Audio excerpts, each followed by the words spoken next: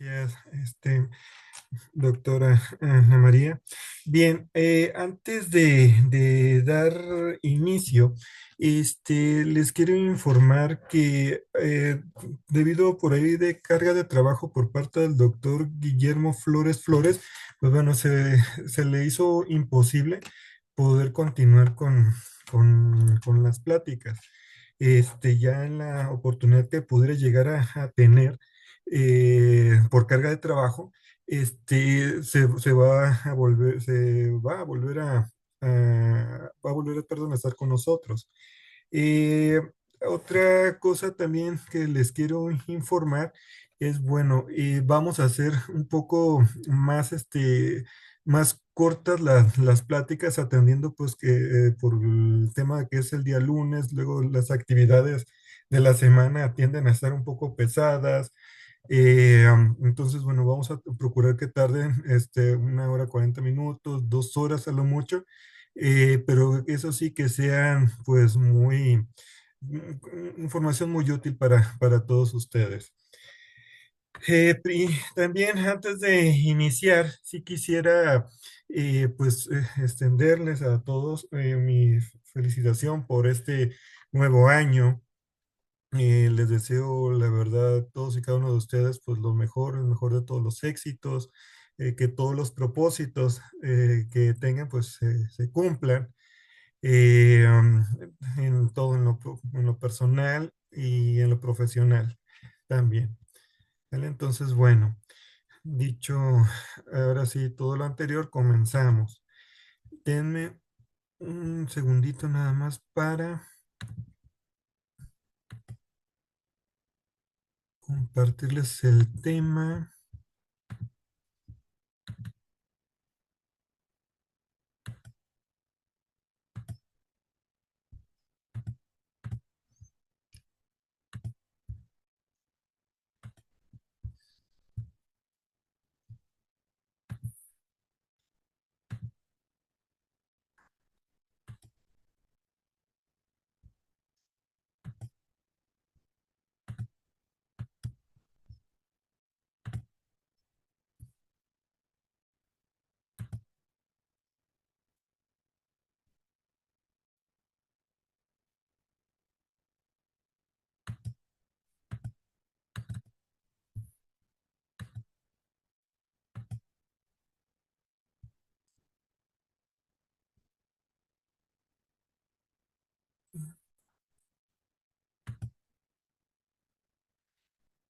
Nada más una pregunta, ¿se ve la pantalla compartida?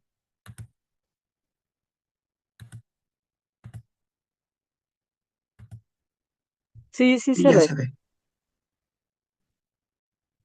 Bien, muchísimas gracias. Bueno, la plática de hoy va a ser correspondiente a la teoría del caso. Vamos a ver qué es, para qué se usa, cuál es la importancia.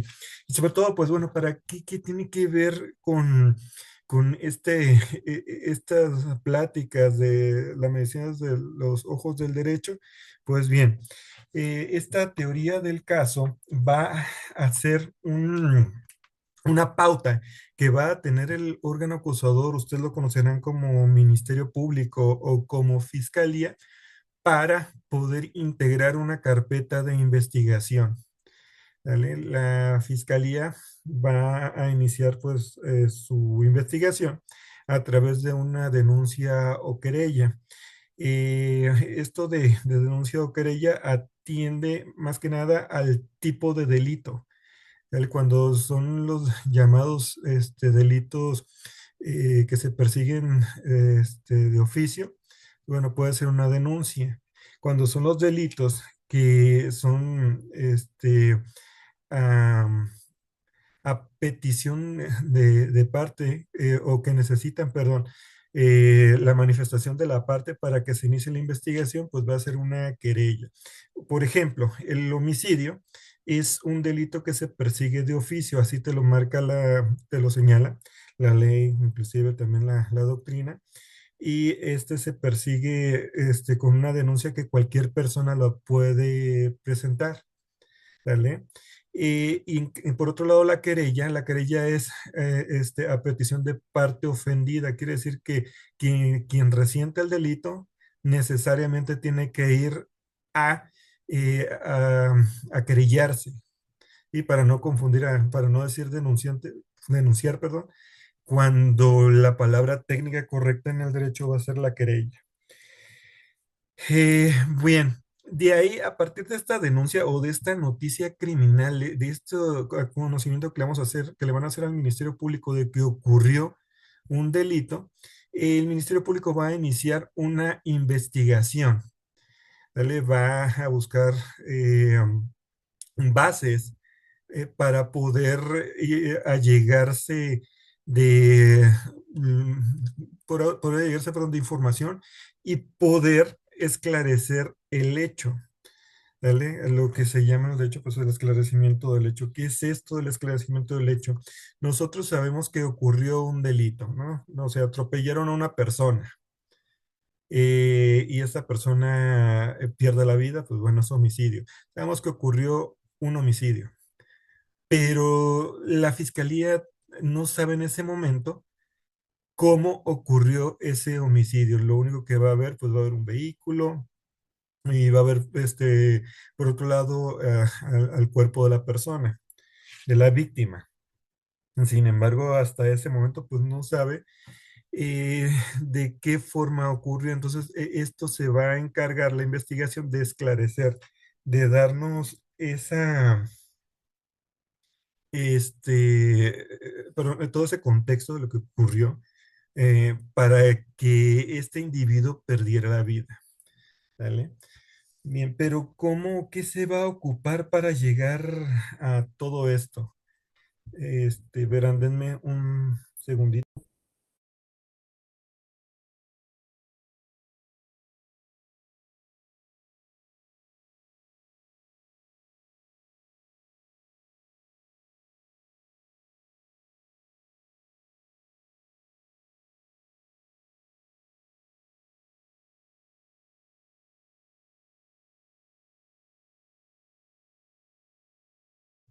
Ya, listos, discúlpenme.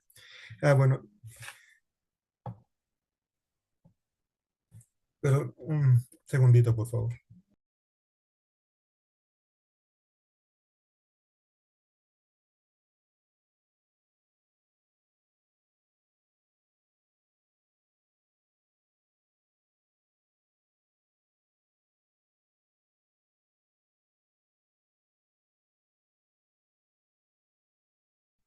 Ya, discúlpenme. Bien, esta investigación, mm, vamos a ponerlo de esta manera. Se va a regir por toda aquella información que vaya adquiriendo el Ministerio Público en todo lo que vaya realizando para crear, para hacer actos de investigación, los resultados que den estos actos de investigación. Y bueno, finalmente va a tener un objetivo. Para facilitar la investigación, se ha hablado mucho, perdón, y no solamente la investigación, sino también en todos y cada una de los componentes del proceso penal, es decir, desde que se investiga hasta la sentencia, se va a utilizar una base que es la teoría del caso. Esta, esta famosa teoría del caso que vamos a ver es lo que usa el agente del Ministerio Público, el asesor jurídico y también, desde luego, la defensa, ¿vale? Como parte, y ahorita voy a hacer mención del por qué digo como parte de una estrategia a realizar ¿para qué? Para tener, pues, lograr el objetivo que decían. El Ministerio Público, por una parte, pues bueno, va a buscar una sentencia condenatoria, ¿no? Si es el caso que nos vamos a llevar todo lo que implica, todos los pasos, todos los procedimientos que implican el proceso penal. Y por otra parte, la defensa, pues bueno, va a buscar a lo mejor mitigar la pena, que no sea una pena tan grande, o bien va a buscar que absuelva.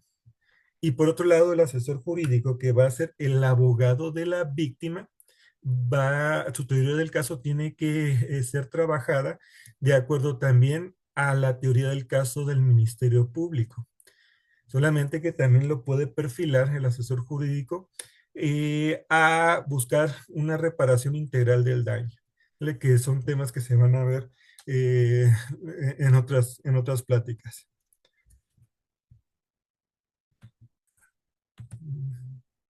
Bien, continúo. Eh, en la teoría del caso, bueno, en todo el proceso penal, como les dije, van a estar interviniendo tanto el Ministerio Público como la defensa, así como el asesor jurídico. Denme un segundito, por favor.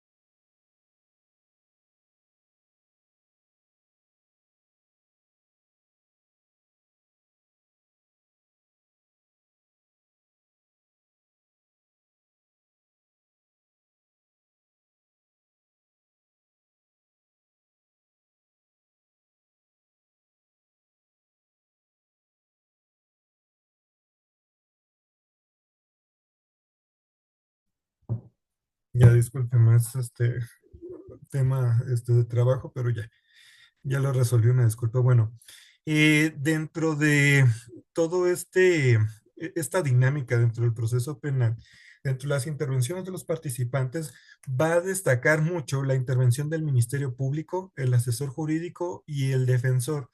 El imputado y la víctima también van a tener cierto grado de intervención, pero la contundente van a ser estos tres personajes. Obviamente el juzgador, como órgano resolutor, también tiene una gran participación.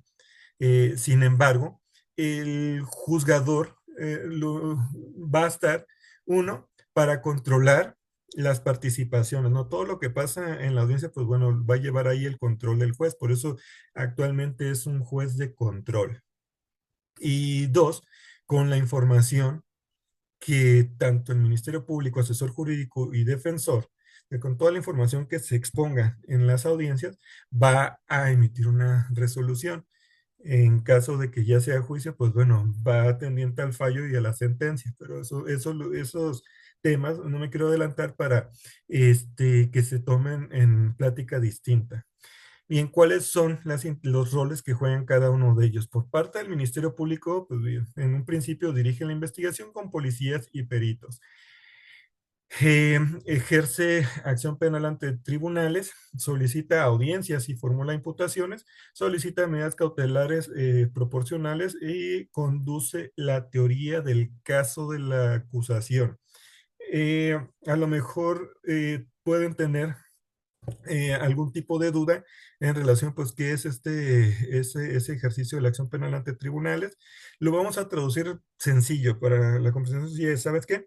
Yo ya tengo mi investigación, dentro de toda mi carpeta de investigación, yo ya tengo información suficiente de cómo ocurrió el hecho y de quién probablemente lo cometió o participó en él.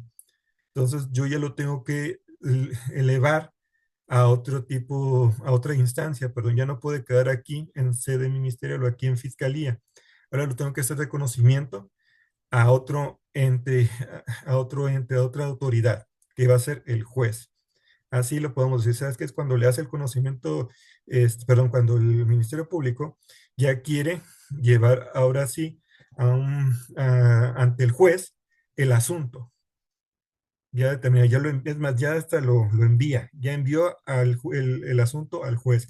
Así lo vamos a entender el ejercicio de la acción penal de forma sencilla. Solicitar audiencias y formular imputación. En el sistema penal acusatorio, cuando vamos a necesitar algo del juez, de acuerdo a la ley, obviamente, pues bueno, vamos a pedir audiencias. En su mayoría es audiencia. Hay situaciones en las que podemos pedir a través de escrito, que se pueda llevar a cabo, o sea, algún tipo de situación. Por ejemplo, ¿sabes qué? Su señoría, solicito que le pidas a Dimeca, que, bueno, a la Dirección de Medidas Cautelares, que me dé un informe, ¿no? O sea, cosas sencillas que a lo mejor no implica que estemos presentes en la audiencia. Pero sí, las intervenciones más importantes se llevan a cabo en audiencia. Las partes de forma física o remota, en el caso de Puebla, se pueden llevar a cabo hasta cierto punto a través de videoconferencias. La medida cautelar también va a ser otro tema que se va a abordar después, pero les adelanto, dentro de la medida cautelar se encuentra lo que es la llamada prisión preventiva justificada o prisión preventiva oficiosa. También se encuentra la firma periódica, ¿no? Es una forma de garantizar la comparecencia del imputado a toda la secuela procesal, ¿sale? No es una sanción, sino nada más es para prevenir ciertos riesgos procesales. Pero les digo, para no confundirnos y no salirnos mucho del tema, lo estoy resumiendo. Y el conducir la teoría del caso, ya tengo mis bases, ya hice la base de mi estrategia, que es la teoría del caso, ahora la tengo que ejecutar. Vamos a entender ahorita que van a ser dos situaciones distintas, la teoría del caso y la estrategia para ejecutar esa teoría del caso. El asesor jurídico, por otra parte, representa a la víctima en todas las etapas, garantiza el acceso a la justicia y la reparación del daño, protección y representación de las víctimas para solicitando medidas cautelares, participar activamente en la investigación, solicita actos de investigación, puede impugnar actos violatorios y sobre todo, reitero, promueve la reparación integral del daño. Por otro lado, el defensor garantiza la defensa adecuada desde la detención, asesorar al imputado y participar en todo lo que, donde esté presente, donde tenga que estar presente el imputado, tiene que estar presente su defensor. Controlar la legalidad de la investigación, contradecir, eh, vigilar derechos fundamentales, construir teorías defensiva, que es la teoría del caso de la defensa, proponer soluciones alternas, entrevistar testigos. Estos roles son los roles base de estos personajes, el Ministerio Público, el asesor jurídico y el defensor. Recordemos, el Ministerio Público es el representante, lo vamos a poner como mm, sí tiene un trasfondo, digo, mucho más amplio, un antecedente muy profundo, pero ahorita para fines prácticos vamos a poner que es el que acusa, la institución que acusa. El asesor jurídico, el abogado de la víctima, y el defensor, el abogado del imputado. ¿Vale? ¿Hasta ahí alguna duda?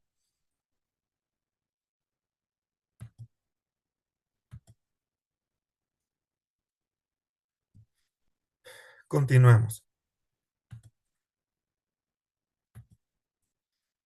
La, la po- ok, gracias, Jonathan. Podemos definir la teoría del caso como el diseño de la estrategia pretendida para dar a conocer nuestra versión de lo que realmente sucedió. ¿Vale? Este, um, es la versión con la que queremos persuadir al juzgador para inclinarlo a nuestro favor. ¿Qué es esto? A ver, bueno, yo ya diseñé mi estrategia. Ahorita vamos a ver los componentes para que ya les quede más claro qué es esta teoría del caso. Ojo, es mi objetivo. Mi objetivo es mi teoría del caso, lo que yo voy a proponer, ¿vale? Y cómo se va a estar viendo si estoy cumpliendo o no con mi teoría del caso. Bueno, conforme se vaya desarrollando todas y cada una de las etapas del proceso penal. Eh, Hay que recordar, pues, que estrategia es arte, traza para dirigir un asunto, plan que contiene actos para lograr un objetivo. Sí, ahorita les acabo de decir, no va a ser totalmente una estrategia la teoría del caso porque todavía no, dentro de la misma no se encuentra la forma de ejecutar las intervenciones que voy a tener con el juez. Es apenas la base, es la estructura. ¿Vale? Es, por ejemplo, si vamos a ponerlo, si vamos a construir una casa, la teoría del caso vendrían haciendo los planos. ¿Vale? Ya tengo los planos, y es más, todavía me atrevo a decir que ahí está hasta el material, pero teniendo los planos y el material, pues no se va a construir la casa, ¿estamos de acuerdo? Sin embargo, pues es la base de. Eh, los elementos esenciales de la teoría del caso es el hecho, elemento jurídico, proposición fáctica y prueba.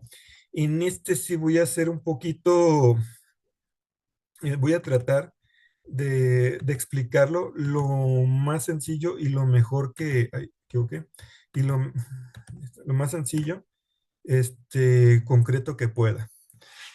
Y aquí está. Ay, me equivoqué.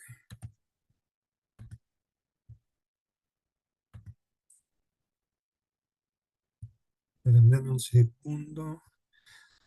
A ver, aquí.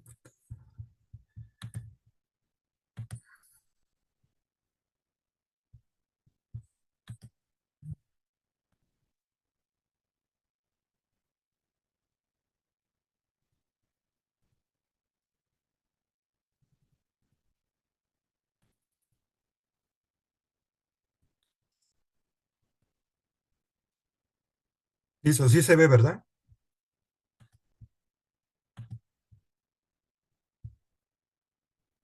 Y se ve. Ok. No sé qué le moví. Ya, listo, perdóname, es que no podía, no lo pude ver bien yo. Bien, entonces, acá, en esta. Bien, los elementos de la teoría del caso, tenemos que es el hecho, el elemento jurídico, la proposición fáctica y la prueba. ¿Qué es el hecho? Bien, el hecho lo vamos a traducir como lo que aconteció, lo que ocurrió, pero de una forma concreta. Eh, um, un sujeto, y ya les puse el ejemplo, un sujeto fue golpeado en la cabeza, ¿vale? Ese es el hecho en concreto. No tenemos todavía a lo mejor quién fue, quién es el nombre de la víctima, cómo ocurrió, sino simplemente el acontecimiento fue esto. Y hasta ahí.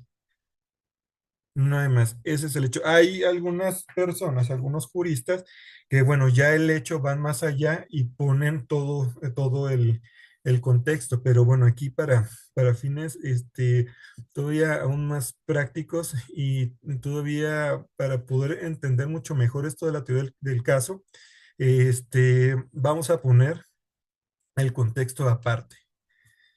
Eh, Bien, entonces ya tenemos el hecho, es el acontecimiento, ¿no? Un sujeto golpeó perdón, un sujeto fue golpeado en la cabeza. El elemento jurídico simplemente va a ser el delito que se encuentra en la ley. Muchos abogados lo conocen como la hipótesis legal. Acuérdense, esta va a ser una construcción abstracta, pues bueno, es algo que se encuentra descrito en la ley. Eh, para fines de este ejemplo, tomé el artículo 289 del Código Penal Federal y nos dice, al que infiera una lesión que no ponga en peligro la vida, ¿vale? Entonces, bueno, y ahí está el ejemplo, palabras menos, pero ahí no me está diciendo ya el artículo, ya está llevando, ya me está diciendo que el hecho concreto antes descrito, es un delito. Recuerden, no puede existir ningún delito si no está en una ley. ¿Y por qué lo digo? Ah, pues, ¿y quién no hace el Código Penal? Bueno, ustedes se acordarán, sobre todo que tienen muy arraigada la Ley General de Salud, que también tiene un catálogo por ahí pequeño, no tanto como un código penal, pero sí tiene su propio catálogo de delitos. Código fiscal, por ejemplo, también tiene su propio catálogo de delitos. Por eso vamos a decirlo así, tiene que estar necesariamente en una ley, no necesariamente tiene que ser un código penal. La proposición fáctica. Ahora sí, la proposición fáctica va a ser aquella afirmación de hecho. Es lo que tenemos que demostrar. Y como ejemplo, ahora sí les pongo ya una narración un poquito más amplia. Pedro golpeó a Luis. Luis tiene un hematoma que sana en más de 15 días. ¿Sale? Entonces, ya las proposiciones fácticas me va a establecer la forma en que ocurrió. Entre más proposiciones fácticas yo tenga, más obligado estoy a demostrar, porque todo esto, bueno, como órgano acusador, estoy obligado a demostrar. ¿Vale? Y entre más proposiciones fácticas existan, eh, más claro va a quedar mi hecho. Porque recordemos, si yo me voy con el puro acontecimiento de que un sujeto fue golpeado en la cabeza, díganme hasta ahorita qué es lo que tengo. ¿Tengo la forma en que lo golpearon? No. ¿Tengo quién lo golpeó? Tampoco. ¿Tengo quién fue golpeado? Pues tampoco. Eso me lo va a dar las proposiciones fácticas, que se van a ir construyendo conforme se va investigando. Y ahora, todo lo que digo, lo tengo que probar. El último elemento, vamos a poner que es la prueba. Es aquello con lo que vamos a demostrar las proposiciones fácticas. Por ejemplo, pues testimonios, dictámenes de lesiones de Luis. Aquí puse una nota muy importante, pues que el Ministerio Público propone desde la investigación inicial. El Ministerio Público tiene que tener su teoría del caso. Ahí poco a poco va ampliando en cuestión pues, de proposiciones fácticas, de prueba, eh, todavía más elementos hasta que él considere que ya tiene suficientes elementos para decirle al juez que existió un hecho con apariencia de delito, el cómo ocurrió, dónde ocurrió, cuándo ocurrió, y también elementos para la probabilidad de que una persona lo cometió. ¿Hasta ahí alguna duda? En el caso de la defensa, bueno, antes de eso, en el caso del asesor jurídico, el asesor jurídico también tiene su teoría del caso, como les dije. La intervención del asesor jurídico puede darse desde la investigación inicial, desde que va a empezar su investigación en el Ministerio Público, ya puede tener participación el asesor jurídico. ¿Y esto por qué? Porque desde la denuncia o la querella ya van a nombrar las víctimas, los ofendidos, a su abogado, al asesor jurídico. Y el asesor jurídico pues puede proponer actos de investigación, puede llevar testigos, etcétera. Aquí la única excepción en cuanto al inicio de su teoría del caso es la defensa. La defensa no puede iniciar una teoría del caso hasta que tenga el primer contacto con la carpeta de investigación. ¿Por qué? Porque, pues bueno, ni modo que haga una teoría del caso de lo que desconoce, de lo que no sabe que existe. ¿Cuándo va a saber que existe? Bueno, su representado, es decir, el indiciado, eh, el imputado, dependiendo de en qué etapa nos encontremos, le avise, ¿vale? Y él ya vea lo que hay dentro de la carpeta de investigación. Bien. Bien, ¿qué características tiene que tener mi teoría del caso? Bueno, debe ser creíble, debe apegarse mucho a la realidad, tiene que ser acreditable, o sea, tengo que tener la manera de demostrarlo. ¿Vale? Entonces, si no puedo yo llegar con una teoría del caso de, bueno, Juanito, privó de la vida a Pepito con un con una pistola de rayo láser, por ejemplo, cuando, híjole, pues hasta ahorita no se ha visto ese caso, ¿no? Tiene que también ser lógica, ser racional, apegada a las reglas de la lógica, como es la identidad, no contradicción, tercer excluido y razón suficiente. Tiene que ser autosuficiente, podrá abarcar todas las proposiciones fácticas, aunque sean fuertes y débiles. ¿Cómo voy a saber yo que una proposición fáctica es fuerte o es débil? Pues atendiendo al número de pruebas o medios de corroboración que yo tenga para sustentarlo, para acreditarlo. Es decir, si yo no tengo alguna prueba que me dé información de que fue con una pistola de rayo láser, pues híjole, esa más que débil, pues me lo empieza a poner imposible. Persuasiva, debe convencer y atraer al juzgador.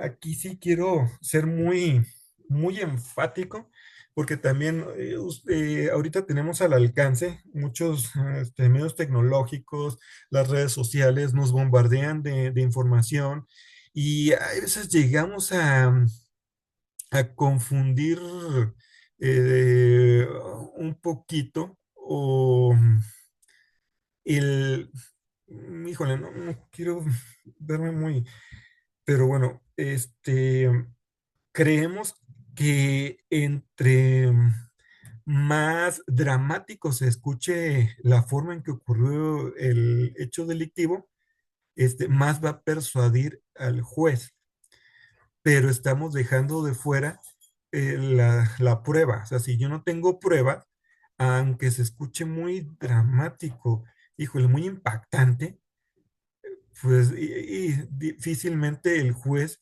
lo va a persuadir. Al juez lo persuaden, podemos persuadir al juez cuando sí hay pruebas, sí hay elementos, sobre todo también, como pudieron decir, contundentes, de que lo que yo le estoy narrando como órgano acusador sucedió, o de lo que yo le estoy narrando como defensa sucedió. ¿Sale? Claro que van a implicar, todo esto va a implicar una forma de valoración del juez, que aun y cuando sea actualmente, es algo que se llama valoración libre y lógica, o sea, y espacio lógica, no y lógica junto, no vayamos a confundirnos. Aun y cuando el juez pueda valorar de forma libre la prueba, hay una barrera que es la lógica. Si van a empezar a decir que en ese acontecimiento llegó, no sé, se vio un fantasma, entonces, bueno, cosas que se empiecen a salir de la lógica, pues no va a persuadir al juez, o no puede utilizar el juez, no lo puede valorar porque se está saliendo de la lógica, ¿sale? Otra característica que tiene que tener mi teoría del caso es flexibilidad. ¿No? Se tiene que adaptar con facilidad a cualquier circunstancia. Una regla, y no hay que confundir flexibilidad con que lo pueda modificar, con que pueda, sabes que no me está funcionando esa teoría del caso, ahí te va otra, no la puedo sustituir, no debo, ya yo si yo voy a hacer el órgano, cualquiera, aunque sea el órgano acusador, o si voy a hacer la defensa, no puedo cambiar abruptamente mis teorías del caso porque voy a perder la credibilidad. Entonces, sí, no, híjole, ya con los jueces pueden decir, bueno, o sea, son peras o son manzanas, ¿no? Decídete. Entonces, y acuérdense que en materia penal se juega la libertad.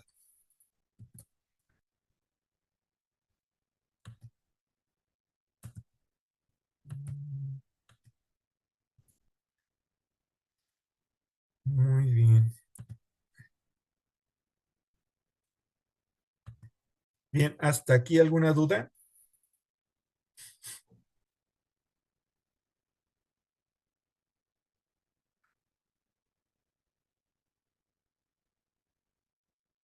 Bien. ¿Para qué sirve todo esto, pues, de la teoría del caso? Ya sabemos ahorita qué es, ¿no? Que va a ser esa base de la estrategia del Ministerio Público. Ya sabemos que no se puede cambiar. ¿Para qué va a servir? pues bueno, me va a servir para construir, perdón, para construir mi pretensión. Si yo voy a ser el Ministerio Público, para tener una para una sentencia acusatoria. Si yo soy la defensa, que lo absuelvan. Si yo soy asesor jurídico, pues bueno, apoyo al Ministerio Público. Esta teoría del caso es importantísimo que lo conozcan cuando tengan algún tipo de participación, ya sea a lo mejor como víctimas, a lo mejor los mandaron a llamar como imputados, eh, porque les va a servir y para llevar un orden en en todas y cada una de las etapas de, de todo el proceso penal, desde la investigación hasta la, la sentencia, porque luego se debate por ahí también perdón, hasta el juicio, perdón, porque ahí ya se va a debatir si es inocente o culpable, y luego posteriormente a eso, y hay lo que se llama individualización de sanción, donde ahí sí se debatiría, pues, qué tantos años de cárcel, qué, cuánto tienes que pagar por reparación del daño. Entonces voy a tener un orden de qué es lo que tengo, qué es lo que puedo demostrar y qué es lo que estoy cumpliendo que me pide la ley. Recuerden que en el derecho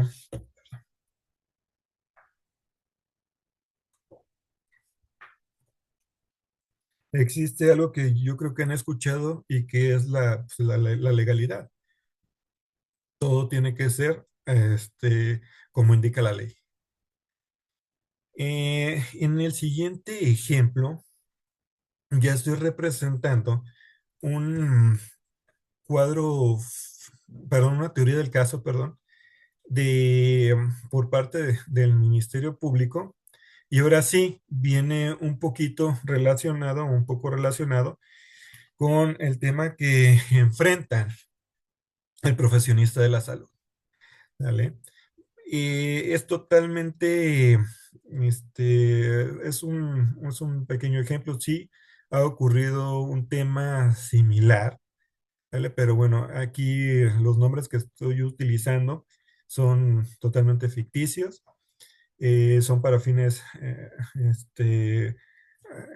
para fines de la presente plática, vamos a decir, fines académicos, ¿vale? Y bueno, vamos a comenzar primero con el hecho. Un paciente muere porque la costilla perforó el pulmón en la cabeza. Aquí en este acontecimiento lo quise hacer un poquito amplio para tampoco no, para ser para tratar de ser muy concreto este ejemplo que les voy a dar, porque bien en el hecho pude haber dicho, el paciente murió por neumotórax, por ejemplo, ¿no? O algo muy sencillo. O el paciente o un sujeto, más sencillo, un sujeto murió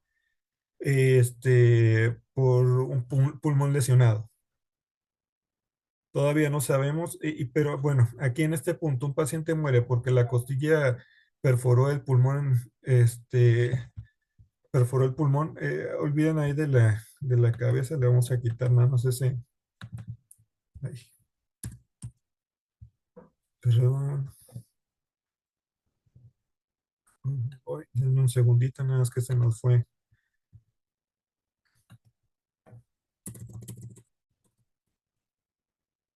Listo.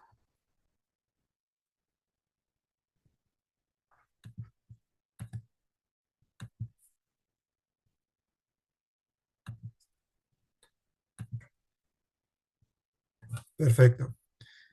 Ahora sí, un paciente muere porque la costilla perforó el pulmón. Bien, dentro de esa información, dentro de lo que está debajo, de lo que está en la columna de hecho, un paciente muere porque la costilla perforó el pulmón. ¿Qué información pueden tener o qué pueden sacar de eso?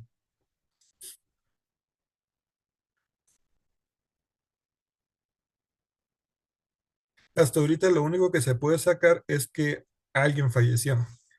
No tengo mucho más información en la que alguien falleció y de ahí va a partir pues la investigación del Ministerio Público. Es decir, alguien falleció, pues le vamos a ver la causa y quién fue el que falleció y quién fue en un primer momento pues el probable responsable. Dentro de los elementos jurídicos, les digo, como ejemplo estoy tomando el Código Penal Federal, esto atendiendo a que desconozco si todos son de un mismo estado o hay personas de diferente estado. El Código Penal Federal pues ya es aplicable a, a en todo el país. Eh, Dentro del 302 y el artículo 302 y 303 del Código Penal Federal podemos ver eh, lo que el código nos dice que es un homicidio. ¿Vale? Primero tenemos el 302, comete el delito de homicidio el que priva de la vida a otro. Bien, aquí en proposiciones, bueno, antes de proposiciones fácticas, perdón. 303, fracción primera, que la muerte se deba a las alteraciones causadas por la lesión en el órgano u órganos interesados. Que la muerte se deba a las alteraciones causadas por la lesión del órgano. Bueno, ahorita vamos a ver eso en proposiciones fácticas para que quede un poco más claro. En proposición fáctica, tenemos primero que el doctor Casas privó de la vida a Juanito. Vamos a poner que Juanito es un adulto, nada más que le dejó Juanito para fines también prácticos. Eh, Ahí ya cumplimos con el 302. Bueno, comete el delito de homicidio el que priva de la vida a otro. Tenemos en nuestro asunto que vamos a ejemplificar, es que el doctor Casas privó de la vida a Juanito. Luego, ¿qué pruebas podemos tener para eso? Bueno, testimonios, expediente clínico, ¿sale? Y si se dan cuenta, en la parte de pruebas, nada más tenemos el tipo de prueba, si es una testimonial, si es una documental, pero sabemos que de ahí la información que tiene que salir, ay, discúlpeme, es que, para acreditar o demostrar, perdón, moví y sin querer,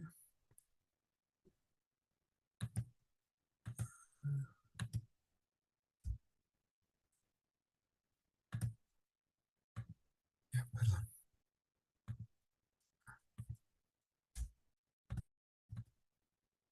ya, disculpe. Tenemos aquí, dónde va, qué prueba va a salir la información de que el doctor Casas privó de la vida a Juanito.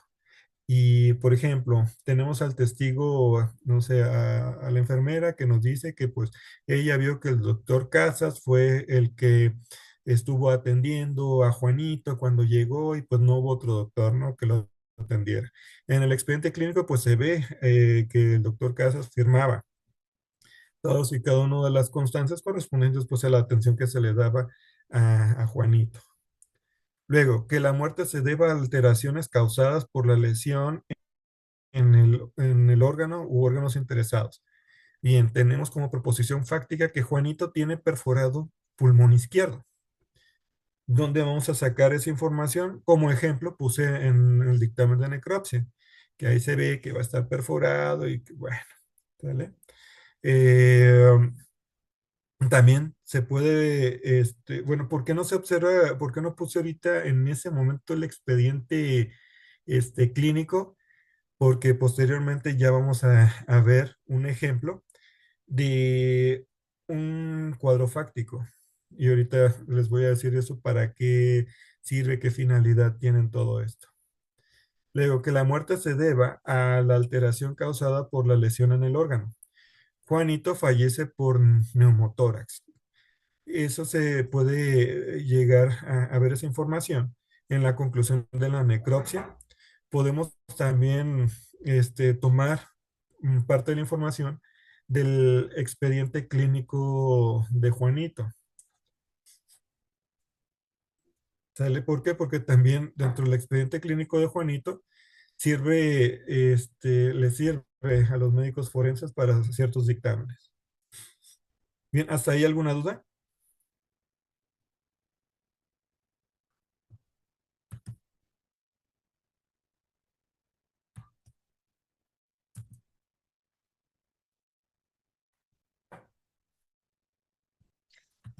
Doctor, hay algunos datos en el chat. Ahí le están contestando y le están haciendo una pregunta. Ya,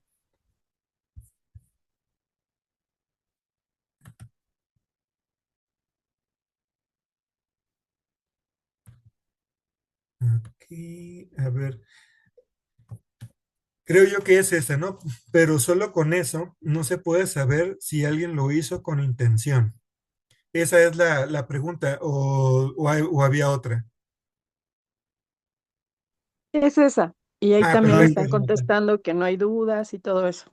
Buenas Perfecto, noches. Jonathan. No, era como afirmación de lo que usted mencionaba, de que solamente con que decir que un paciente muere porque se perfora el pulmón, pues no es suficiente para determinar alguna responsabilidad o algo, ¿no? Puede ser una causa natural de su enfermedad, de su padecimiento o algo. Era eso. Es que exactamente por ahí va. De hecho, dice deliberado el ejemplo así precisamente para que ustedes me dieran ese tipo de opiniones. Y en efecto, y esa que acaba de hacer Jonathan, esa observación, ¿a quién creen o quién creen que puede utilizar la teoría del caso de quién sería? Eso así, tal cual me lo dijo Jonathan. ¿Quién creen que tendría esa? Exactamente. Exactamente, de la defensa. Exactamente. Ojo, en esta primera parte de la teoría del caso, el ejemplo que les puse, vamos a poner un mini ejemplo práctico. Sí, es como la vamos construyendo. Todavía necesitamos más proposiciones fácticas para esclarecer. O sea, de qué forma, cómo pasó, cómo yo puedo decir que el doctor Casas propició las condiciones para que perdiera la vida. Totalmente estoy de acuerdo. ¿Sale? Y eso, por eso también sirve mucho empezar a comprender la teoría del caso de mi contraparte. En este caso, pues si el problema me lo están dando, echando a mí, que yo privé de la vida, pues oye, pues hasta ahorita no estoy viendo el por qué. Porque aun y cuando yo sea el imputado, recuerden, uno de los derechos importantísimos que es el de certeza jurídica finalmente. Y pues a mí, díganme, o sea, yo quiero tener esa certeza de cómo es que me están involucrando en todo esto. Acuérdense, uno de los fines del sistema penal acusatorio de los objetivos es el esclarecimiento del hecho. Entonces, un cuadro fáctico así tan básico y tan carente de información, pues no me está llenando ese requisito de darme certeza. ¿Vale? Entonces, vamos muy bien comprendiendo entonces estas finalidades del cuadro fáctico y ya se dieron cuenta, ok, yo ya vi que le faltó eso y eso ya es teoría del caso de la defensa.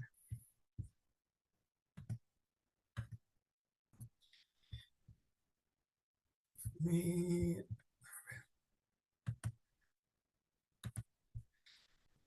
bien, perdón, esta teoría del caso y estas proposiciones fácticas que les acabo de decir que ahora sí nos va a dar el contexto, el qué está pasando, qué pasó, perdón, más que qué está pasando, qué pasó, o sea, cómo pasó ese homicidio, es lo que finalmente nos va a arrojar nosotros lo que llamamos cuadro fáctico. Ahora sí, los hechos. ¿Vale? Este cuadro fáctico le va a servir al órgano acusador este cuadro fáctico le va a servir al órgano acusador eh, como historia de lo que es derivado de su investigación fue lo que ocurrió, es decir, su verdad, ¿vale? Es decir, toda esta historia de, bueno, sí, salió a tal hora, llegó tal tipo, todo ahora sí, este contexto, vaya, esta historia va a estar construida dentro de este cuadro fáctico. ¿Vale? Hay un apartado dentro de la primera audiencia o dentro de la audiencia inicial que se llama formulación de imputación y ahí el Ministerio Público les tiene que decir el hecho o hechos por los cuales los investigan. Y tiene que haber circunstancias de tiempo, modo y lugar, es decir, les tienen que dar esa certeza, esa claridad del por qué los están acusando. Y aquí es muy importante este cuadro fáctico o este hecho, porque una vez que a ustedes, bueno, no sé, es que al imputado se lo hagan de conocimiento ante un juez, ¿no? En una audiencia, obviamente con su defensor, una vez que se lo hagan de conocimiento, ya no lo van a poder modificar, ya va a quedar así, de tal suerte que si esta verdad no se acerca, ahora sí, válgame la redundancia, a la realidad, o sea, lo que pasó, porque la defensa logró demostrar otra cosa, pues bueno, eso genera duda. Y eso sí, y yo creo que lo han escuchado, la duda absuelve en un juicio, ¿vale? Pero bueno, todavía volviendo a las inquietudes eh, que tenía Jonathan de que no es suficiente, cuando veamos la audiencia inicial, vamos a ver el tema o ese apartado de probabilidad, y que van a decir, ah, caray, y ya con eso ya soy responsable. Pues no, no responsable, pero sí es suficiente ahorita para sujetarte a un proceso. Pero bueno, sí es necesario por eso primero hablar de esta teoría del caso y llegar un poquito a cuadro fáctico para que se nos sea más fácil comprender la audiencia inicial. El cuadro fáctico va a ser una narración cronológica describiendo circunstancias de lo que ocurrió, esa historia que ocurrió, ¿vale? Sí, y como les dije, se arma con proposiciones fácticas. Tiene que contener, recuerden, circunstancias de tiempo, o sea, cuándo ocurrió, modo, cómo ocurrió y lugar. También, obviamente, los intervinientes, dónde estuvo la víctima, dónde estuvo el victimario o el imputado. Las fuentes de información. Este cuadro fáctico, ya vimos, la estructura de la teoría del caso, construimos proposiciones fácticas atendiendo al hecho, con ese pequeñísimo hecho concreto. Es decir, Juanito perdió la vida, o un sujeto perdió la vida por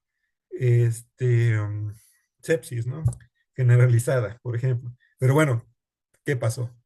Y eso a través de la investigación se va a dar. Pero acuérdense, el cuadro fáctico o esta historia, esta narración de lo que pasó, no sale primeramente de la imaginación del Ministerio Público.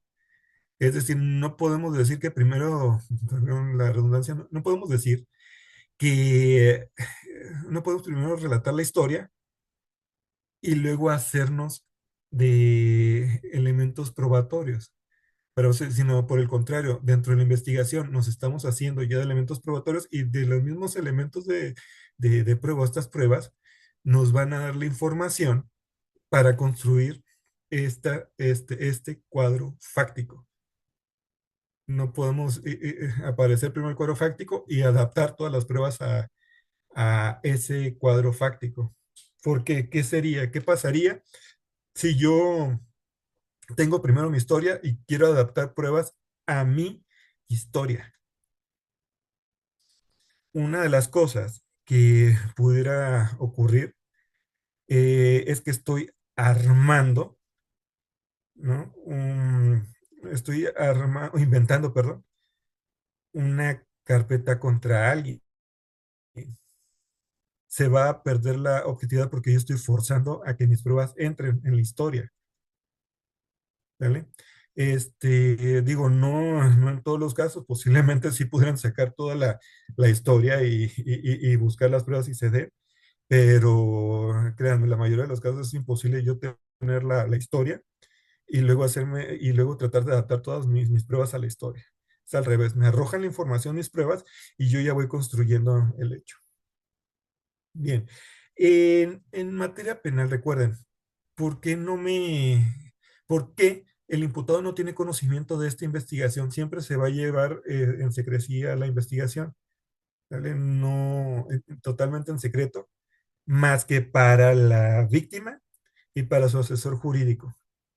¿Y esto para qué? Pues bueno, no, pues es que le da, van a pensar ustedes, le da más, menos oportunidad de defensa al imputado o al, vamos a ponerlo como probable imputado o probable responsable, vamos a decir ahorita para fines prácticos, eh, um, le da más desventaja porque pues él no sabe. Ajá, pero lo que sí se pretende es que recuerden que no todas las personas que enfrentan este proceso penal, o sea, no todas las personas que de alguna manera se les llama como probables responsables, pues van a querer afrontar todo el procedimiento. Inclusive van a lo mejor querer huir, irse a otro país, y bueno, más que nada es eso, ¿no?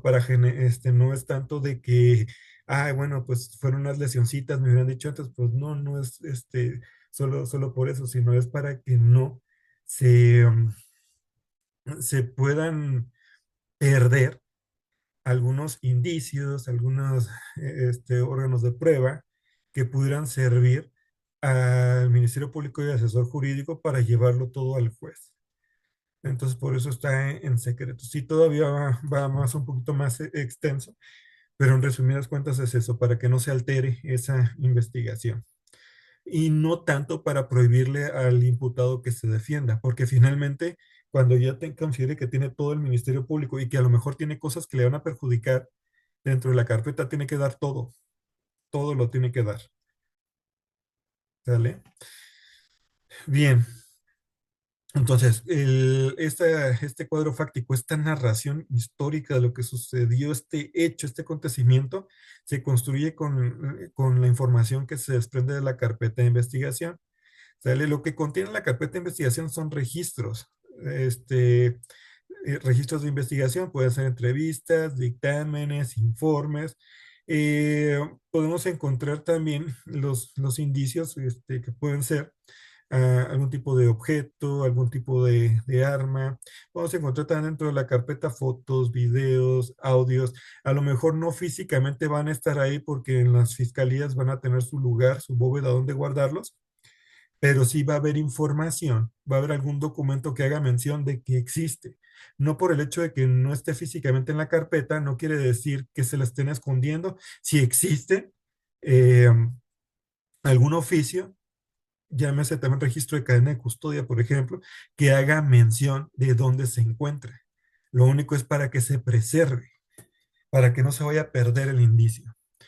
Y bueno, en las imágenes que están a su derecha, eh, ojo, cuando ocurre un acontecimiento, por ejemplo, en este caso, un homicidio, o bueno, lejos, no me adelanto tanto al homicidio, sino que una persona perdió la vida, lo que llegamos a ver es, o, por ejemplo, lo que se encuentra en la imagen de abajo, o bien a lo mejor si fue dentro del hospital, pues bueno, la imagen que está arriba. Eso es lo que se llega a ver en un primer momento. Y eso es lo que yo les decía, que era dentro de la teoría del caso, el hecho, así el hecho concreto. ¿No? Está sin vida, hasta ahí. De ahí que lo que está en el entorno, alrededor, nos va a dar información. Recuerden, todo lo que podemos apreciar por nuestros sentidos nos va a dejar de alguna manera información. ¿Vale? En este caso, por ejemplo, podemos ver en la parte de arriba, pues bueno, ¿qué información nos deja? Que hay una persona, que hay una camilla, ¿vale?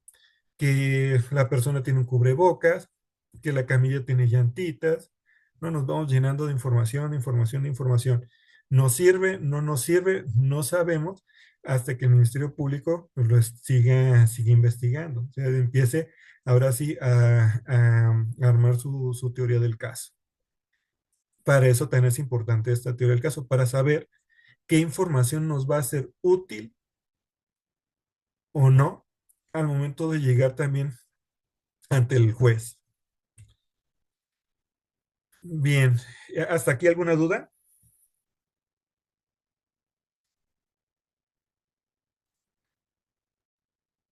Todo bien, Yo, gracias. profesor. Sí, dígame. Últimamente yo he tenido varios requerimientos de diversos ministerios públicos en los cuales solicitan el expediente original, ¿no? Obviamente formar la carpeta de investigación, bueno, que forme parte de la carpeta de investigación. Sin embargo, hay muchos ministerios públicos que, porque obviamente el expediente original, si se pierde, pues hacer otra denuncia y demás, ¿no? Entonces, muchos ministerios públicos se niegan a recibir copia certificada de la carpeta de investigación en vez del original, ¿no? Entonces, les mando la copia certificada y me dicen, no, yo requiero el original.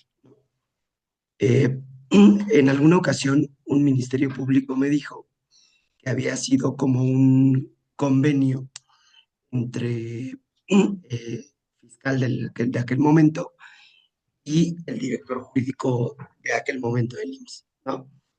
Lo cual yo no lo veo como muy práctico, porque pues la copia certificada tiene o hace las veces del original, ¿no? Pero hay mucha insistencia en ese sentido. Dentro de su práctica, podría, podríamos estar en ese sentido de pues que la copia certificada tiene la misma validez. Yo lo que he hecho en algunas ocasiones y algunos MPs lo, lo aceptan es que les pongo a la vista a los dos, ¿no? Revisan foja por foja que el original y la copia certificada es la misma, porque para mí, como hospital, pues es un riesgo que un expediente original salga del hospital, si luego se lo roban dentro del hospital, con mayor razón, los ministerios públicos con tanto trabajo, se pueda traspapelar o algo. Yo lo que hago es, ok, me piden el original, les entrego el original, me quedo con copia certificada. Mi primera instancia es, te los pongo a la vista. Algunos sí acceden, a otros no. En ese sentido, de acuerdo a su experiencia, ¿usted considera que sí podría ser viable como esta parte solo de la copia certificada?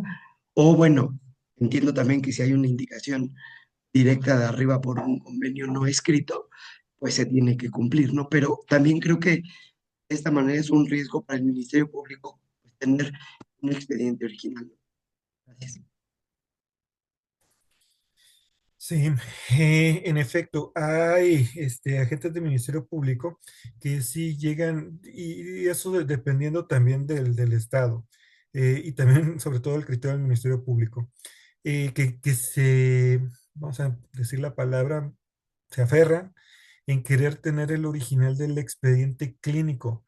Sin embargo, no es obligación, o sea, que tengan el expediente clínico original dentro de la carpeta de investigación. Bastaba con la copia certificada. Sí, dentro de mi experiencia hemos tenido copia certificada. Se han utilizado y hasta ahorita, hasta en juicio de amparo, han salido avantes, bueno, en su momento cuando era servidor público, en juicio de amparo han salido avantes los asuntos y es copia certificada. No te obliga. Hay algo que se llama libertad probatoria también.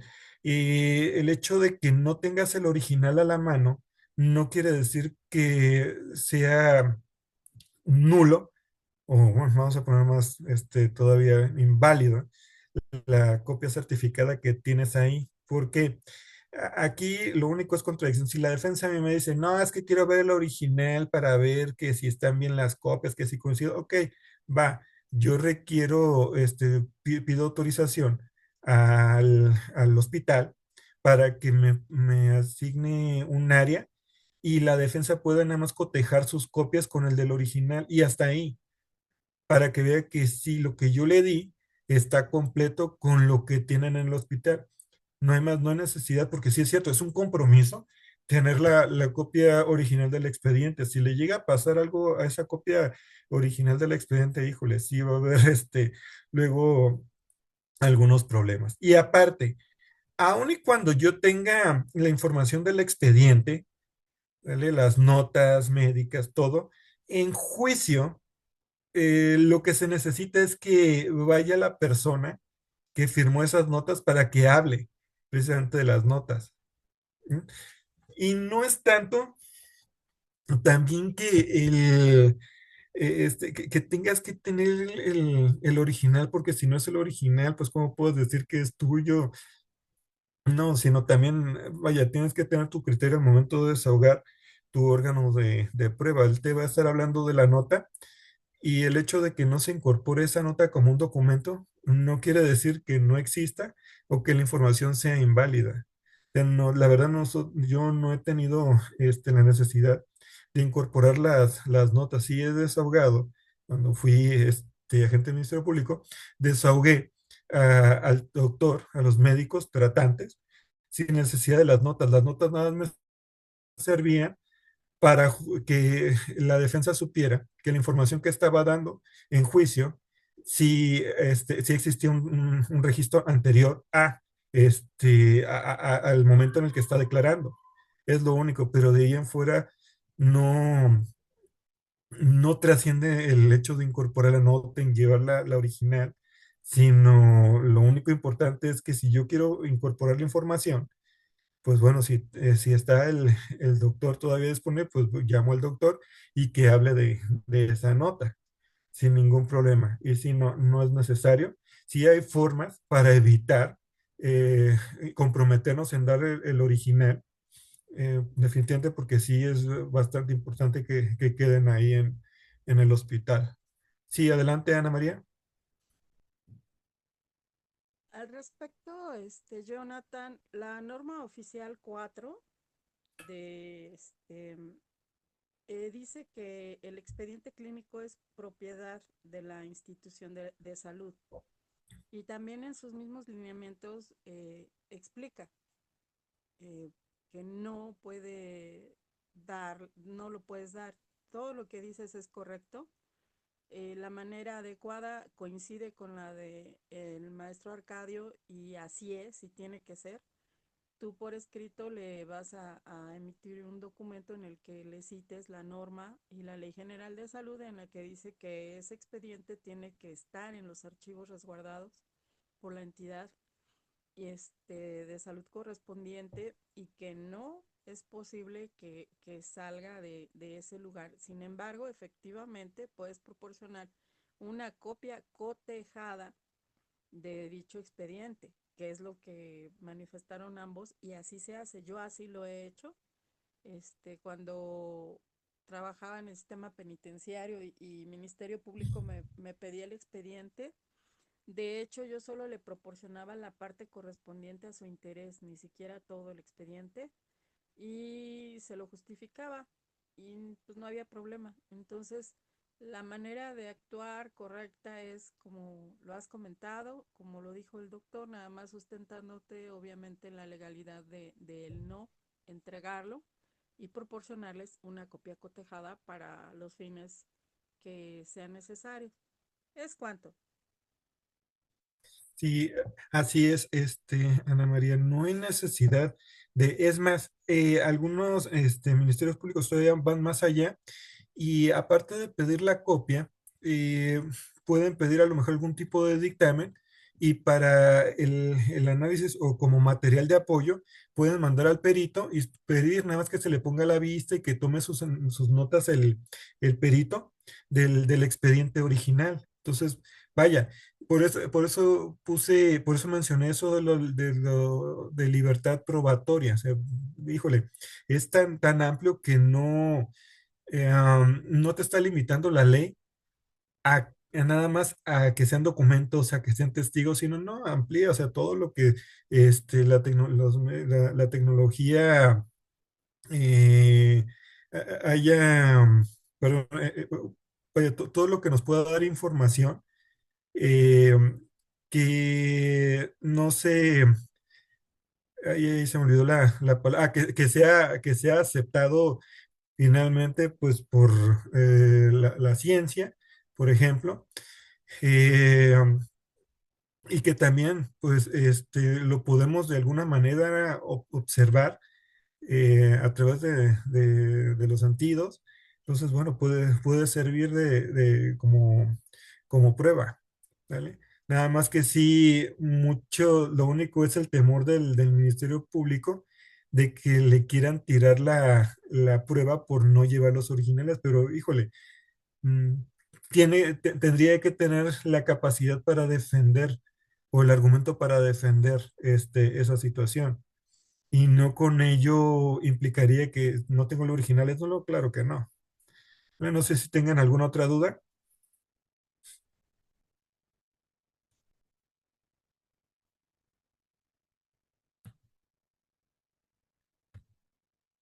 Todo bien, gracias. A ver, entonces aquí.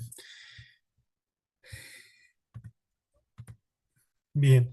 Consideraciones que se deben tomar en cuenta para la construcción del cuadro fáctico. Los requisitos clave que va a tener el órgano acusador, porque acuérdense, el Ministerio Público va a dar la historia de cómo ocurrió ese evento, ese delito, ese hecho delictivo. Pero bueno, ¿qué consideraciones debe tener? Bueno, la información debe de provenir, perdón, de los registros de investigación, ¿sale? Porque todo lo que diga lo tiene que demostrar de alguna manera. Debe ser lógico, debe tener un orden cronológico, debe ser creíble, claro, tratando de evitar tecnicismos innecesarios. Su contenido no debe ser contradictorio, someterlo a un test de contradicción con posibles versiones alternas. ¿Sale esto? Si van a estar con el órgano acusador. ¿Y por qué digo todo eso? Sobre todo poner mucho énfasis en que tiene que ser claro y creíble y tener una lógica. Porque les digo, esta historia se la tienen que contar al imputado delante del juez y le tiene que quedar claro al imputado en qué es lo que está sucediendo, por qué está ahí, porque eso le va a permitir también tener una defensa adecuada. Y bueno, ¿qué tiene que cubrir ese cuadro fáctico, esa narración, esa historia que salió ahí de la teoría del caso? Tiene que decirme cuándo ocurrió, dónde ocurrió, quién lo hizo, cómo lo hizo, a quién se lo hizo. Algunas particularidades también debe de tener. ¿Sí? Por ejemplo, una de las particularidades perdón, que puede tener, bueno, es que huyó en un vehículo color negro, ¿no? A lo mejor el vehículo no fue tan tan necesario a la hora de privar de la vida, pero bueno, huyó en él. Entonces, bueno, vamos a particularizar el vehículo. Vamos a individualizarlo, vamos a decir que sí, tenemos pruebas que nos dicen que es un vehículo negro, que era polarizado, que las placas eran tal, tal, tal. ¿No? Y bueno, un resultado debe de tener, obviamente, cada acción tratándose de delitos, pues va a tener esa consecuencia, esa modificación en el mundo real. Si me golpean, pues ¿qué modificación voy a tener en mi cuerpo? Pues una lesión. Entonces, ese resultado. El por qué lo hizo aquí, y eso es una, híjole, una interrogante muy complicada, porque la realidad de las cosas es que el por qué lo hizo muchas veces va a quedar en la mente de quien lo realizó. Hay veces que sí se puede determinar cuando a lo mejor existe amenaza, eh, um, cuando a lo mejor entre los testigos pues ya conocían la historia de vida de las víctimas y victimario y pueden decirnos el por qué. Eh, Pueden ser, por ejemplo, celos, pero no siempre, esta última interrogante sí va a ser optativa, por eso está ahí, no siempre va a estar, no siempre va a llegar a lo mejor eh, mm, una persona eh, llega, le dispara a otra persona, no dijo nada, simplemente llegó y le disparó y ya se fue. y a lo mejor no se sabe si lo enviaron, si le pidieron, si había algún conflicto. Puede a lo mejor eso no poderse responder. Sin embargo, no va a ser una limitante para el esclarecimiento de los hechos. Con que se cumplan las anteriores, es suficiente para, este, para tener una certeza de lo que ocurrió.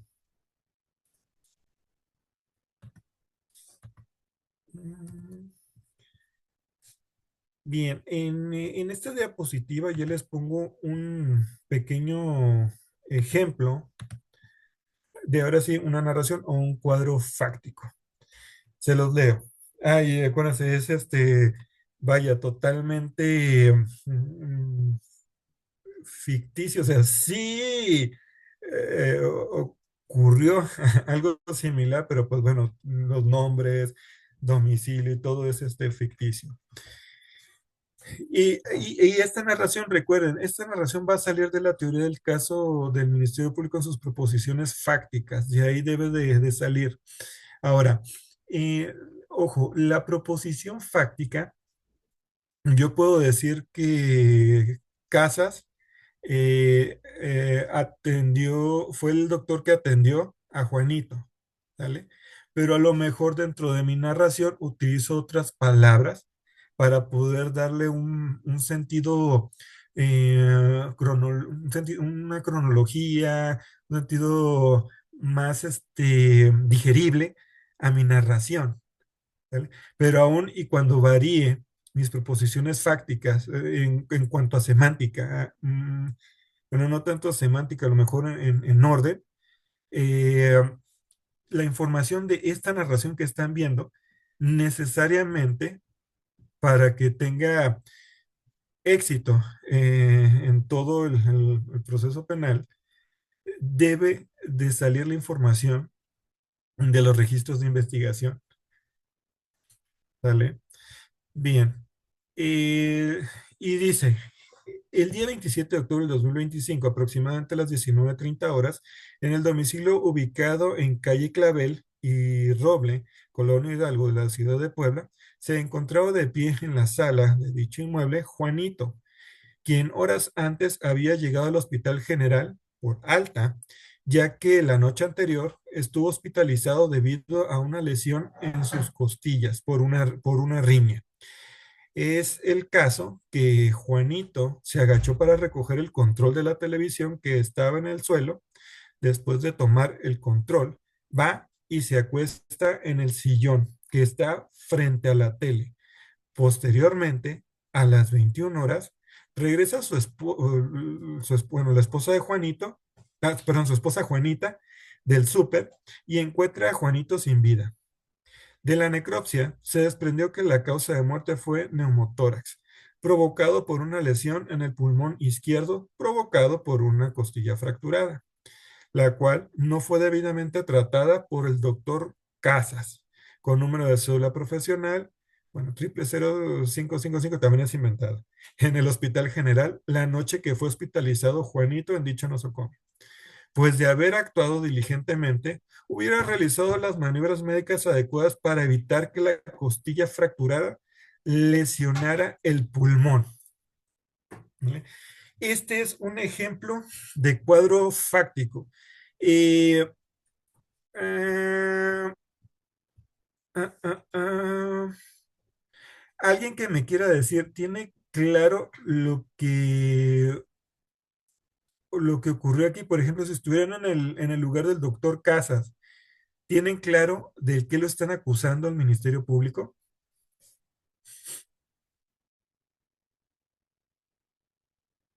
de homicidio, ¿no? De homicidio por responsabilidad médica. Exacto, ya estamos viendo que es un homicidio, ¿vale? Ese cuadro fáctico, una vez que se los narra el Ministerio Público, recuerden, ya no se mueve. Pero ahora, díganme, y ahora vamos a hablar dentro de lo que es claro, ¿tienen muy claro, la verdad, del del por qué le están atribuyendo el homicidio?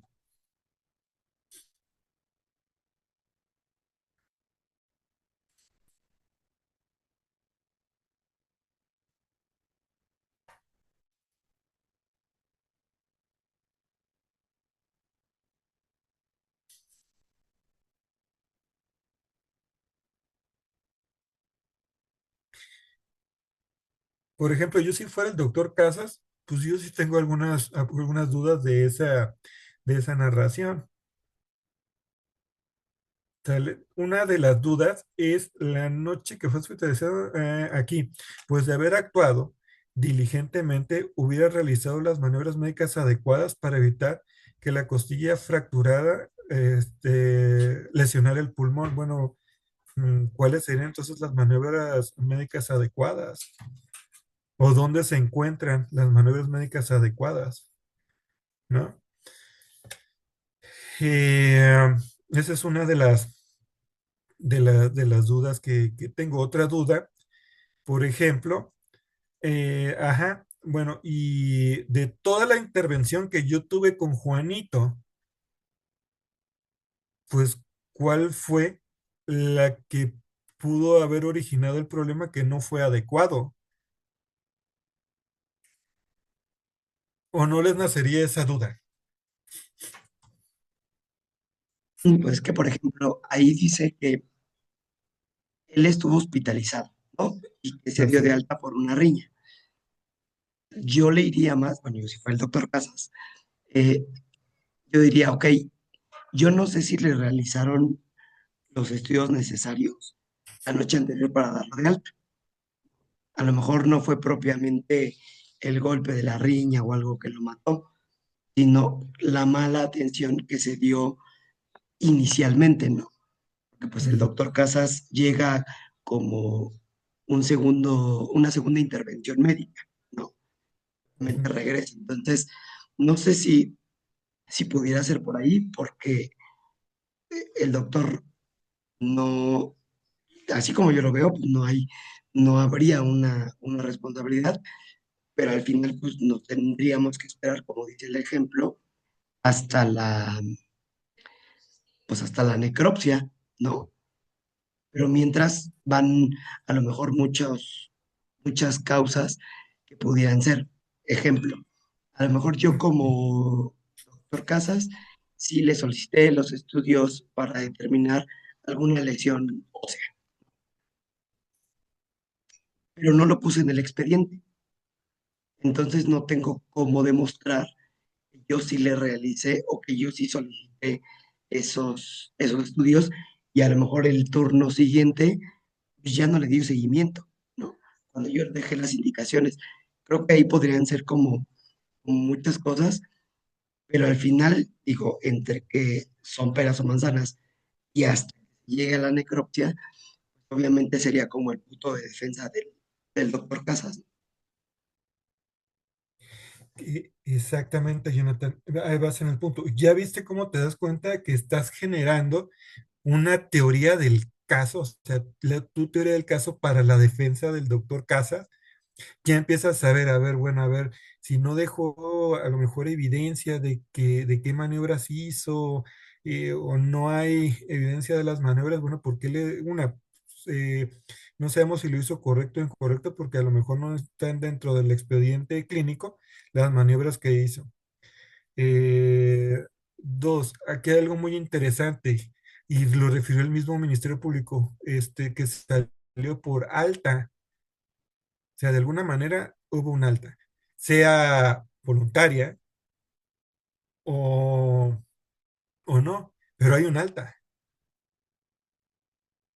Cuando Juanito pudiera hacer una mecánica de lesiones para terminar, eso es a lo que voy, ya estás generando, sí, creo que es Jonathan, es Ana, Ana, eso es, Ana, sí, es Ana. Eso es a lo que voy. Ya están generando su teoría del caso. Ya va una mecánica de lesiones para determinar si fue por la atención médica o bien algo ajeno a la atención médica. Exactamente. Exactamente. De hecho, este pequeño ejemplo es precisamente para llamarlos a la curiosidad y que indirectamente ya estén ustedes generando teoría del caso. Ya la están generando. Poco a poco ahí va. Espérate, pues ya se me ocurrió, pues bueno, mecánica de lesiones para ver, pues, qué fue lo que lo provocó. Porque aquí hay algo muy interesante.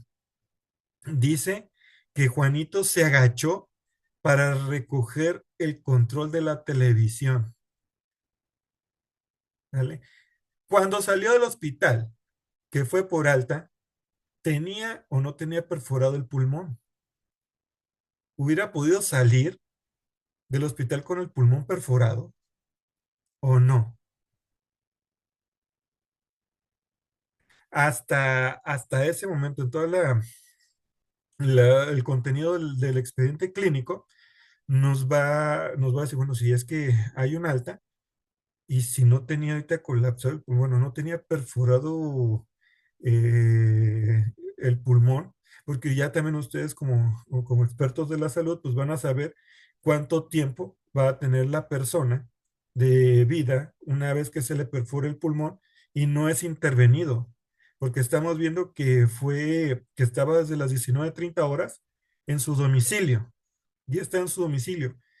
Luego entonces, ¿a qué hora fue el alta?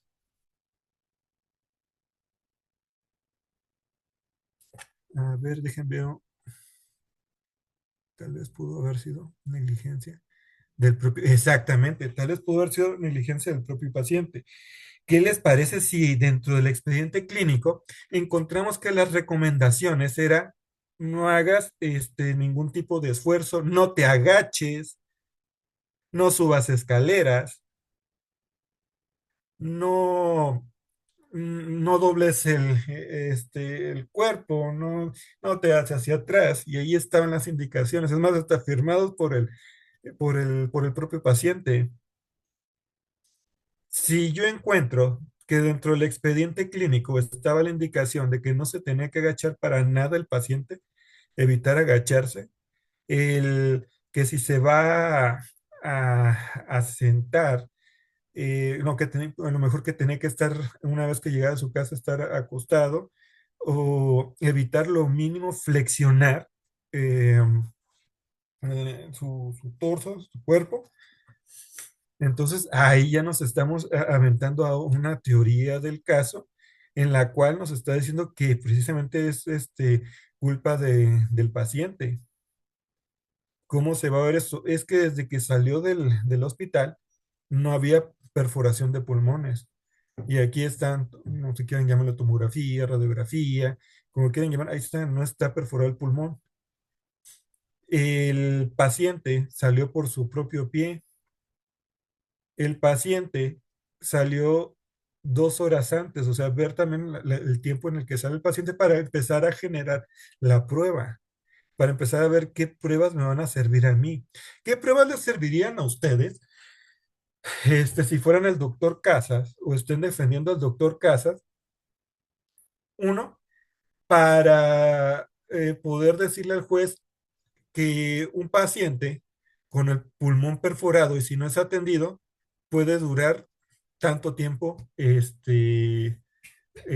vivo.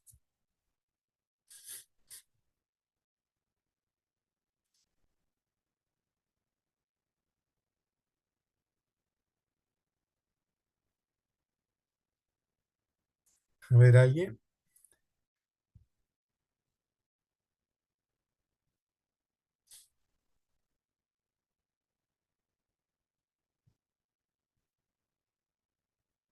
que se les ocurra. Y esa es una primera forma de poder defender. Ok, a ver, digamos, bueno, dentro de a lo mejor mi experiencia como médico, digo, no, no es que no es que yo sea médico, no soy médico, pero bueno, dirían ustedes a lo mejor dentro de mi experiencia como médico, como profesionista de la salud, pues he visto que una vez que se le perfora el pulmón, pues no dura más de, por ejemplo, no dura más de 2 horas. Digo, es más, desde que está perforado el pulmón, pues empieza a tener problemas de respiración, empieza a tener mucho dolor, entonces no camina normalmente y este individuo salió caminando por su propio pie sin ningún problema, despidiéndose, cruzó en la puerta, ahí están inclusive los videos del hospital donde va caminando como si nada. Y la realidad es que si tienes el pulmón perforado, híjole, te vas a ir quejando, es un dolor a lo mejor insoportable, no puedes ni respirar. Entonces, ahí ya vamos quitando, ya vamos haciendo una teoría del caso para la defensa del doctor Casas. ¿Y cómo lo voy a comprobar? Pues yo ya dije. Están los videos donde se ve saliendo, caminando sin ningún problema el paciente. Tenemos a los testigos de recepción que todavía se despidió de ellos sin ningún problema. Se fue en, Podemos ver que se fue en Didi, solicitamos apoyo para conseguir, poder localizar al testigo del Didi y que nos diga que pues, sin problema llegó a casa. Es más, todavía tuvo el atrevimiento de agacharse. Entonces se agachó cuando se le dijo que no se debía agachar, cuando él ya sabía que tenía una fractura. ¿Vale? Entonces, eh, ahora, ¿cómo sé que él se agachó? Les recuerdo, esa información del cuadro fáctico salió de la información que tiene el Ministerio Público en su carpeta.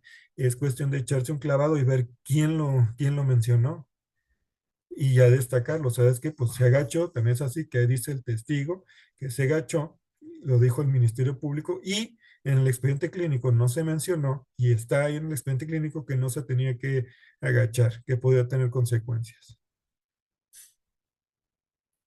Y ahora, en cuanto a maniobras, buscar, aquí en esta parte, de haber actuado diligentemente, hubiera realizado las maniobras médicas adecuadas. Se tiene que buscar dentro de todo la carpeta de investigación, de dónde están sacando esta información, que tenía que actuar diligentemente y que no actuó diligentemente. O sea, ¿en dónde está? ¿Cuál es la base para eso?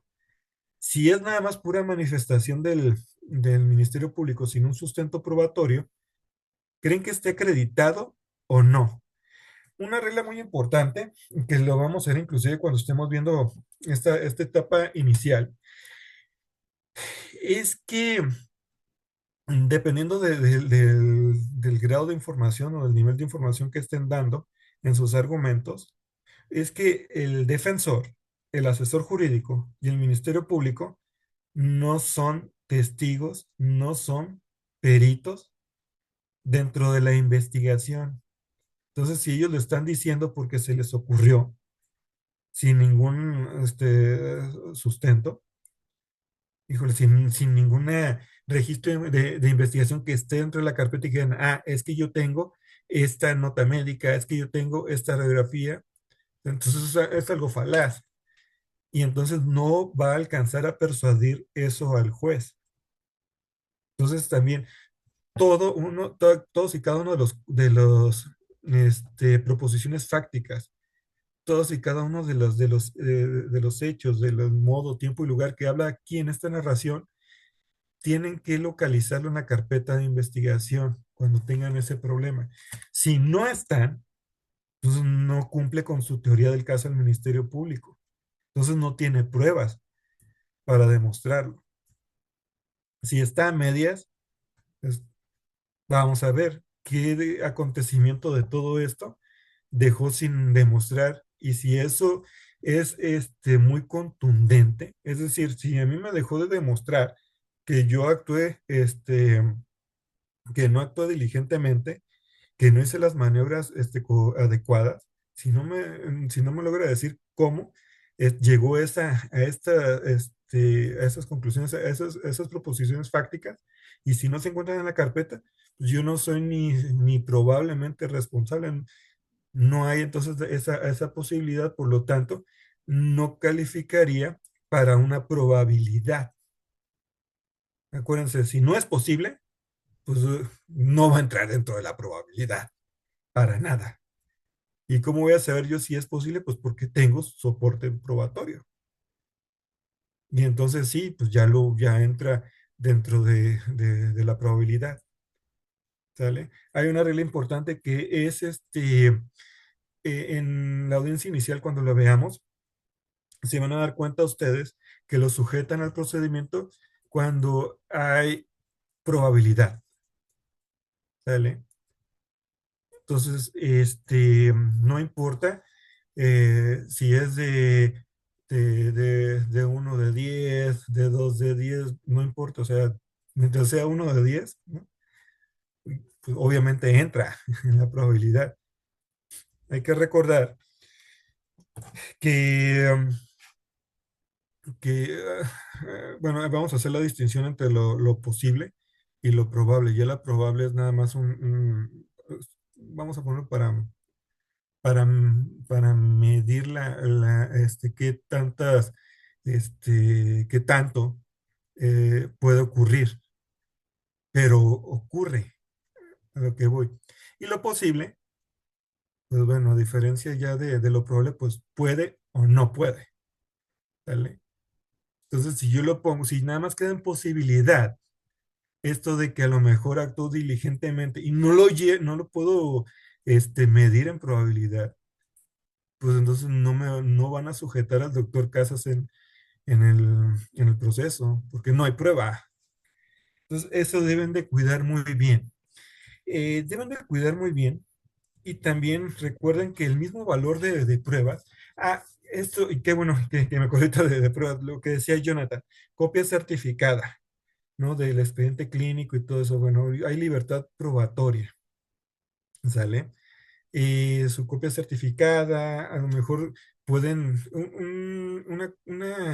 un documento público puede en este sistema hacer frente a perdón, un documento simple puede hacer frente a un documento público. Puede servir más el documento que no sea por un fedatario al documento creado por un fedatario. Es nada más cómo se utilice. Por eso les decía, y en qué pueden utilizar ustedes para decir que existe el alta, que salió caminando pues, por sí mismo y sin ninguna complicación, van a tener todo ese cúmulo de testigos y ustedes también tienen que imaginar todo lo que puede ocurrir. A ver, si fue alta, debe de haber una constancia. Si se fue al hospital, tuvo que haber salido por alguna de las puertas de acceso, de acceso y salida. Y como yo conozco el hospital, sé que hay cámaras y también sé qué personas están a esas horas eh, cerca de los accesos. Entonces, que me den esa información. Y ahí poco a poco voy generando mi teoría del caso. ¿Hasta aquí alguna duda?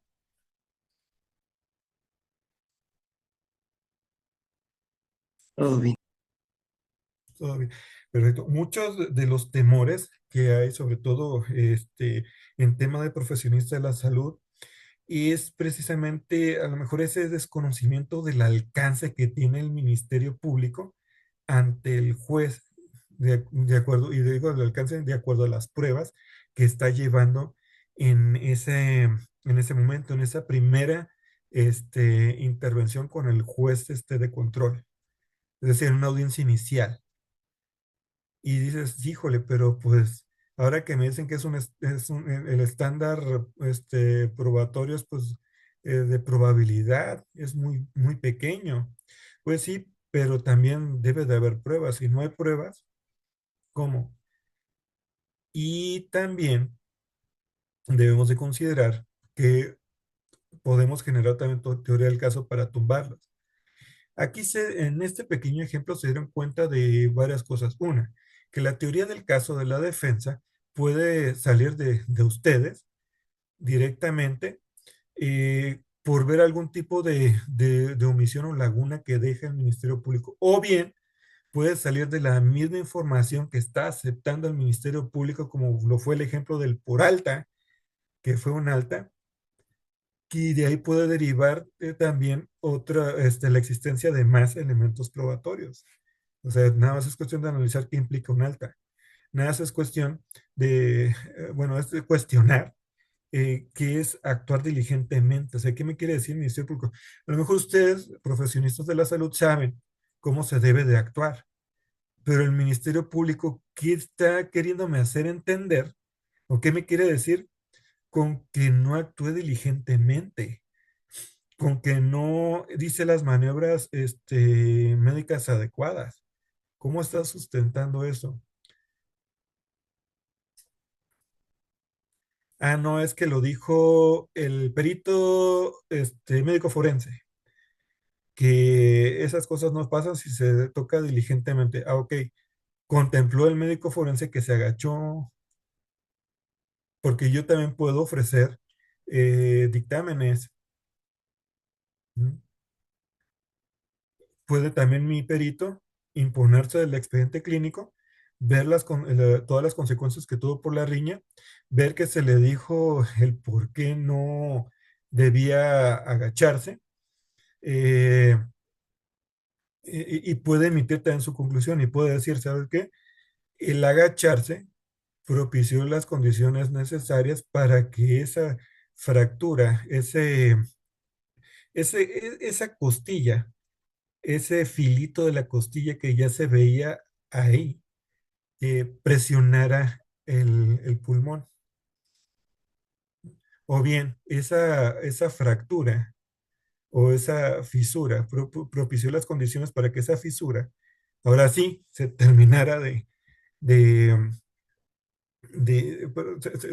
fuera, en lugar de fisura, ya fuera una fractura, y que a su vez propició que este, perforara el pulmón. Porque también hay que ver eso, qué condiciones estaba la costilla dentro del expediente clínico cuando estaba en el hospital y qué condiciones está ya fuera del hospital. Y van a ver que no va a ser igual. O sea, tú no vas a decir, espérate, en el hospital estuvo así y ahora está así, y eso se propició porque no cumplió con uno de los, ¿cómo se llama? De las recomendaciones que se le hizo. Este, este tema, eh, sí lo traté de modificar un poco precisamente para llamar a la curiosidad, pero en sí el tema base fue que el paciente eh, quiso su alta voluntaria, se les dio las recomendaciones, caminó normal, llegó a su casa normal, pero al momento de llegar de querer descansar en su casa en lugar de irse a una cama como se le había dicho, cama en reposo y la posición se aventó um, boca abajo en un sillón. Bueno, no se aventó, sino se tropezó, no sé qué hubo, se tropezó y cayó boca abajo, se levanta y pues empieza con su dolorcito, pero no le da importancia. Dale, sí, más o menos así fue como ocurrió, digo, sí, un poquito más ahí de proposiciones fácticas, pero ese fue más o menos lo que ocurrió del tema base. ¿Alguna duda?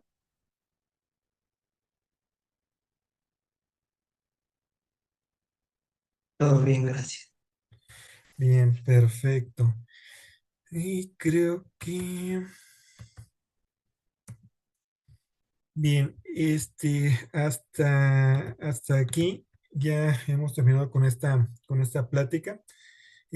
Como les había comentado, sí vamos a bajar un poquito el tiempo en razón también de las actividades del nuevo año, de que se está iniciando nuevamente con temas laborales, que también pues el quitar mucho tiempo en los lunes, pues sí también nos cansa a todos para el transcurrir de nuestra semana. Sin embargo, me van a tratar de hacer, al menos dentro de mis pláticas, poder ejemplificarlos, darles algunos tips también a considerar si llegan a esa situación, si esta otra persona que conocen en esa situación, eh, y el por qué está pasando todo eso. O sea, cuál es la importancia, qué es lo que detona, y sobre todo, pues bueno, en qué punto van a estar parados, qué contrarreste puedo buscar para minimizar o para quitarme cualquier tipo de responsabilidad o quitar cualquier tipo de responsabilidad a alguna persona que conozca y que esté en esa situación. Bien, si no hay entonces ninguna otra duda, nos vemos el próximo lunes. Y se me olvidaba, por favor, pueden poner su nombre completo y su correo en el chat para poder emitir las constancias correspondientes. O igual también en el grupo de WhatsApp, si no alcanzan ahorita, en el grupo de WhatsApp poder poner su nombre y el correo electrónico para emitir las constancias correspondientes.